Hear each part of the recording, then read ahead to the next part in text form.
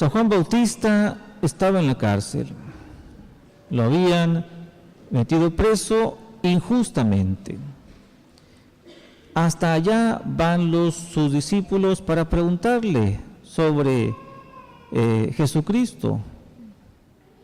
Mejor dicho, San Juan Bautista envía a sus discípulos a Jesucristo, no para saber quién era, porque él bien sabía quién era Jesucristo, sino que para que sus discípulos, que lo seguían a él desde que predicaba el bautismo de penitencia y el bautismo de agua, dejaran de seguirlo para seguir a Jesucristo.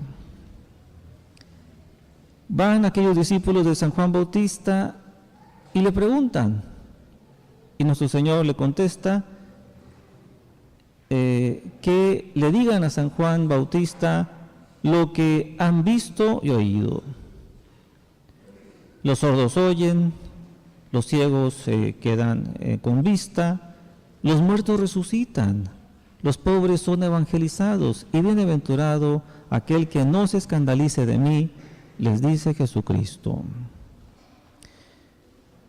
Pues bien, nosotros somos cristianos, o tenemos que aclarar, ¿verdad? Cristianos católicos, porque ya uno ya no puede decir solamente cristiano, porque lo pueden confundir a uno con un protestante, ¿no? Ya estamos hablando de católicos, pues somos cristianos. ¿Y por qué seguimos a Cristo? Y por eso, pues hemos de practicar la paciencia, la fortaleza, la castidad, la humildad, todas las virtudes que Jesucristo nos enseñó. Pero si además, por seguir a Cristo, queremos hacer las obras de Cristo y queremos dar la vista a los ciegos, les decimos a un muerto, levántate, hasta ridículos nos vamos a ver. No se trata de eso. Se trata, pues, de seguir a Cristo en lo que podemos, como lo es practicar todas las virtudes que Él nos enseñó y hacer las obras de acuerdo a nuestras posibilidades. Y así no nos manda que curemos a los ciegos, no nos manda que resucitemos muertos, pero sí hemos de visitar a los enfermos, sí hemos de aliviar la pobreza del necesitado. Ahí están pues las obras de misericordia, tanto espirituales como corporales. Hemos de tratar en este domingo sobre la limosna y el diezmo. La limosna es de caridad y el diezmo de precepto. Desde el 1 de diciembre, en muchos hogares empezaron a sacar cajas, le quitaron el polvo, sacaron las figuras de nacimiento. Escogieron un lugar especial en la casa para poner ahí el nacimiento, un burrito, una vaquita, los pastores, a San José, a la Santísima Virgen. Y faltaba alguien. ¿Quién faltaba? ¿Quién falta en el nacimiento? Pues el que todavía no nace. Falta nuestro Señor. Hay que esperarnos hasta el 24, la Nochebuena. Y en el primer día, la primera hora del 25, es cuando ya está de ahí en adelante. En esta Navidad, todos buscan a Dios en el nacimiento, hecho con figuras tal vez de plástico, tal vez de resina o de yeso, pero son pocos los que buscan a nuestro Señor Jesucristo de carne y hueso, es decir, en nuestros prójimos, sobre todo en los necesitados. Él lo dijo en el Evangelio, Él lo va a decir en el último día, cuando venga a juzgar, lo que hiciste a uno de estos mis pequeños, a mí me lo hiciste. Consideremos pues sobre la limosna. Recibiremos más de lo que demos. Dice San Juan Crisóstomo, cuando reparte limosna, das dinero y recibirás cielo. Alejas la pobreza de otros y se te acercarán a ti la riqueza de Dios. Das cosas terrenas y recibirás bienes celestiales. Lo que das a los necesitados lo recibe Dios, y Él se encarga de multiplicarlo por 1000 y devolvértelo. Cuando ayudas a los necesitados, pones tus riquezas en el banco que más intereses paga, que es el banco del cielo. ¿Y cuántos de nosotros pues nomás estamos pensando o se centra nuestra preocupación en otros bancos? Que si debo a este banco, que si debo a este otro, y nos olvidamos de este otro banco del cielo. Y si estás en pecado, ¿vas a dejar de ayudar porque sabes que has cometido pecado mortal? No temas por eso. No porque hayas cometido pecado mortal, vas a dejar de ayudar. Hazlo. Sigue ayudando, porque no dejarás de recibir de Dios. Claro, no vas a recibir como si estuvieras en gracia, pero pues sí, algo vas a recibir. Y mucho. Alguno me replicará, pero es que mi limosna no remedia los males de las demás personas. ¿Y qué importa eso? Tú andar estás obedeciendo a Dios y esto te basta. Dios no te pide sacar de la cárcel al preso, sino hacerle una visita. No te exige sanar al enfermo, sino consolarlo. No te manda quitar la pobreza, sino aliviarla, aligerarla un poco. Una cosa desea de ti, y es que tengas más generosidad para los que necesitan tu ayuda. Si decimos que amamos a Dios, que no lo vemos, y no ayudamos al prójimo que vemos, ¿cómo decimos que amamos a Dios que no vemos? No basta pues la excusa, es que no tengo dinero para ayudar, por eso no ayudo. Le decía al principio que pues hay diferentes clases de obras de misericordia y no necesitamos ningún bien material para enseñar al que no sabe, para consolar al triste, para rezar por los vivos y por los muertos. No necesitamos ni un solo bien material para hacer esas obras de misericordia espirituales. Y podemos hacerla, claro que sí. Y referente a esta obra de misericordia corporal, de aliviar un poco la necesidad del prójimo, hemos de considerar varias cualidades que debemos de tener, que debe de tener. Dar con gusto, con amabilidad, con cordialidad. Tiempo atrás, los padres enseñaban a sus hijos a dar. Y le decían, mira, está tocando una persona en la puerta, dale esto, dale aquello. Y había quienes todavía decían, besa lo que se da y lo das en la mano. Y los hijos aprendían a dar con gusto, con amabilidad, con cordialidad. Y vamos a aprender a darlo así cuando recapacitemos sobre esto, que el necesitado es Cristo disfrazado de pobre, que viene a averiguar qué tan generosos y cariñosos somos con ellos, somos con Él en ellos. De ahí pues que reflexionemos un poco, cada uno de nosotros, ¿doy con desprecio? ¿Doy con dureza? ¿O doy con amabilidad y alegría? En segundo lugar, la cualidad que debe de tener nuestra limosna es dar con prudencia. El padre Jaime Balmes nos advierte sobre esta prudencia que hemos de tener y nos dice, la limosna dada sin prudencia puede formar vagos, puede formar gente inútil y eternos pordioseros, y hasta dedicada para los vicios.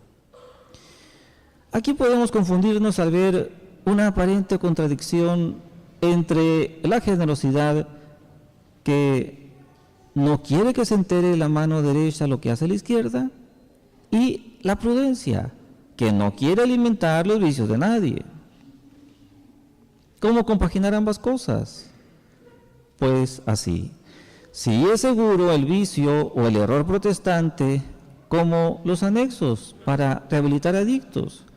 En otras ocasiones les he dicho a ustedes, si se ve claramente que es viciosa la persona, pues no les dé, no está faltando en la caridad porque no les dé. O dele mejor algo que para nada lo van a usar para los vicios, por decir, un alimento. Ahí no hay pierde. Y el caso de los lugares donde rehabilitan a personas que están batallando con las adicciones, con las drogas, si sabe usted que les infunden ideas protestantes, pues ¿cómo va a ayudar para que le quiten la fe a esa persona? Se los decía a ustedes de otra manera. Hay lugares donde le sanan el brazo enfermo, pero le cortan el brazo sano. ¿Qué despropósito es ese? Pero así sucede. Le quitan las adicciones con los 12 pasos, con terapias, con tantas cosas que le ayudan. Claro que sí le ayudan a desintoxicarse y a deshabituarse. Pero además, después le empiezan a hablar que mal contra la Virgen María, contra los santos. Le empiezan a infundir ideas protestantes. Al grado que después la persona me la encuentro y le digo, confiésate. No, yo solamente directamente con Dios. ¿Ve a misa? No, yo no voy a misa, yo me uno con mis hermanos en oración. Vamos a hacer un rosario. No, pues la Virgen es como todas las personas, no tiene nada de sobresaliente con las demás personas. Así llegan a pensar, porque sí le sanaron el brazo enfermo, pero le cortaron el brazo sano. Es decir, le quitaron su adicción a las drogas, pero también le quitaron su fe. Le quitaron, pues, su fe católica del corazón de su alma. Y uno no va a ayudar para que sigan haciéndole eso a la gente. Hay que ayudar bien, es decir, quitarle el problema de las adicciones a las drogas, pero también conservarle y reforzarle la fe católica que han de tener. En fin, ten prudencia para no mantener el vicio de nadie. Ten generosidad para que Dios no te niegue lo que le pidas. Porque si te haces duro, si te haces sordo e insensible con el necesitado que te pide, después puedes encontrar sordo, puedes encontrar duro a Dios para ti, puedes encontrar insensible a Dios para ti en la súplica en la que le ruegas a Dios. Si apartas tu rostro para no oír ni ver al necesitado, puede ser que Dios aparte su rostro para no ver ni oír tu petición. En tercer lugar, hacer la limosna con rectitud de intención. Si hace las cosas para que te vea la gente, para que te aplauda la gente, pues ya no es recta intención. Hay que hacer eso lo más posible, que no sepa tu mano derecha lo que hace la izquierda.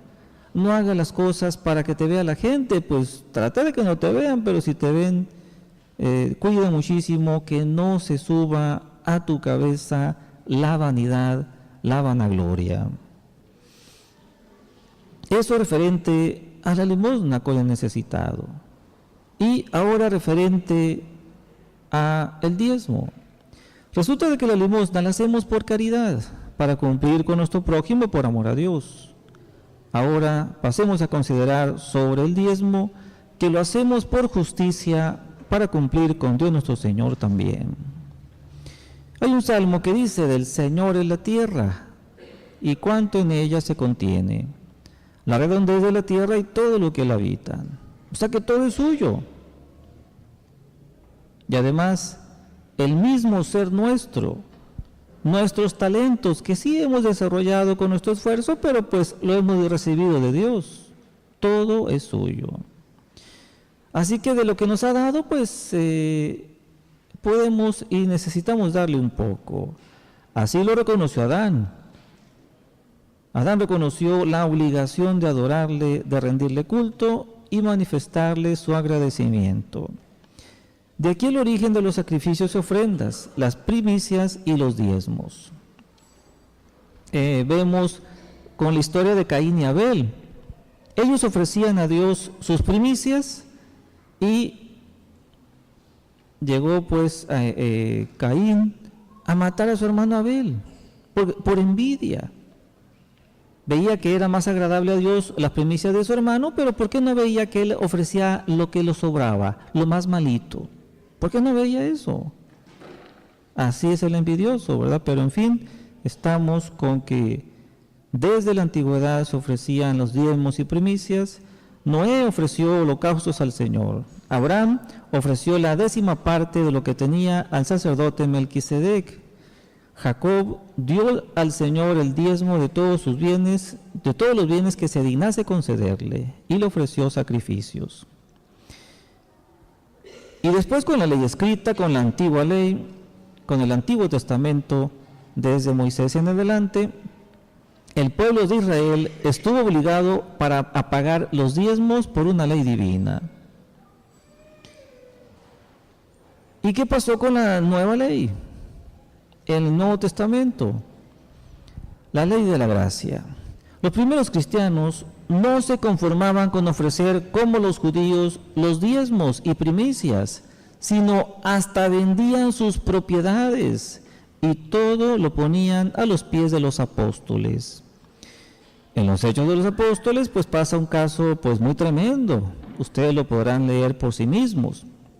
El caso de Zafira y de su esposo, que quisieron engañar a San Pedro, vanagloriándose de que daban todo lo que habían vendido de sus bienes, y cayó muerta a los pies de San Pedro en ese instante.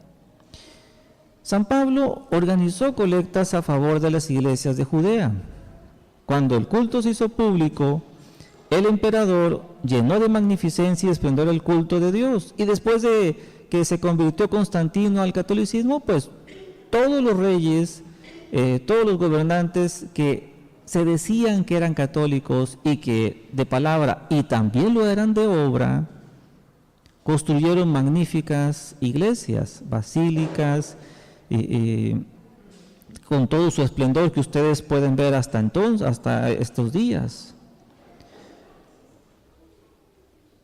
Después fue disminuyendo poco a poco la piedad y el fervor hasta llegar a la tibieza. Se dejó sentir la escasez en la iglesia, y es cuando se vio precisada esta piadosa madre a exigir de sus hijos los diezmos y primicias. Pero primero quiso valerse de la exhortación antes de imponer el precepto. Después la iglesia se vio en la dura necesidad de usar el precepto. Lo superfluo lo damos por caridad. El diezmo, o sea, 1 peso por cada 10 pesos que ganamos, lo damos por justicia, para cumplir ese 5.º mandamiento: dar diezmos y primicias a la iglesia. ¿Cuántas veces lo decía con cierta reticencia un servidor este 5.º mandamiento? ¿Por qué? Por cierta pena de pedir a la gente, porque no vayan a pensar que soy dinerero. Pero recapacitando que no lo pido para mí, no lo pido para darme una buena vida, sino que lo pido para el Señor, porque para el Señor lo mejor, y simplemente para el sostenimiento del culto. Hay que hacerse de las velas, de las hostias, del vino, de los manteles, de los ornamentos. Hay que estar haciendo los gastos corrientes, el mantenimiento de los edificios. Pues la misma hamburguesada que ahorita vamos a tener, pues es para eso, para hacer ese mantenimiento que se requiere del edificio.